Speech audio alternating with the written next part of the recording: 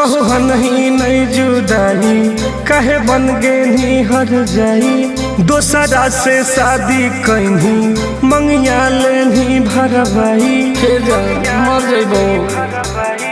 सोहन ही नहीं जुदाई कहे बन गे नी हर जाई दोसरा से शादी कहीं मंगिया लेनी भरवाई गे सुनवा गे कैसे तू रहोही मैसेजवो न कबो करोही गे सुनवा गे कैसे तू रहोही मैसेजवो न कबो करोही भुला गली का गे।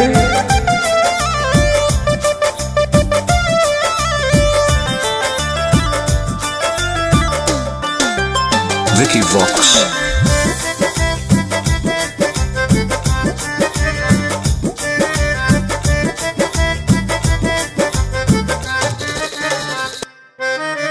तू ही हनी जान हमर तू ही मोर परान गे तू जाए याद में लागो हो कौ चल जाई तो मोर जान गे तोरा बिना मर जबोगे।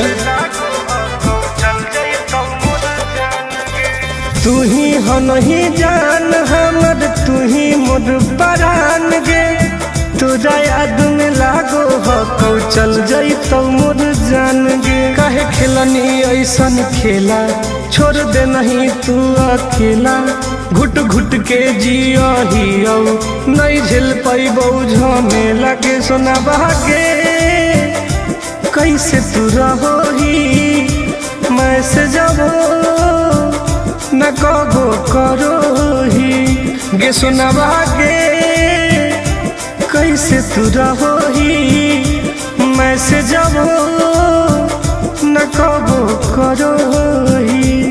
इतना कठोर कैसे हो गए?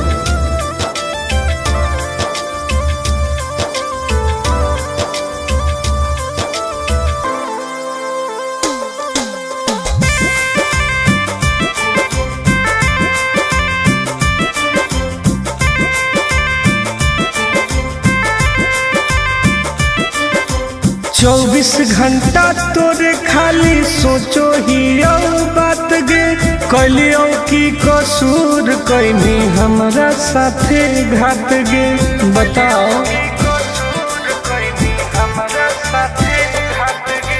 24 घंटा तोरे खाली सोचो ही बात गे कलियो की कसूर कैनी हमरा साथे घात गे भूल गे नी कसम खाके आनंद प्रकाश के पाके अब रोबो हौ टुन टुनवा दिल तोरा से लगा के गे सुनवा गे कैसे तू रहोही मैसेजवो न कबो करोही गे सुनवा गे कैसे तू रहोही मैसेजवो न कबो करोही। इतना कठोर कैसे हो गए ना?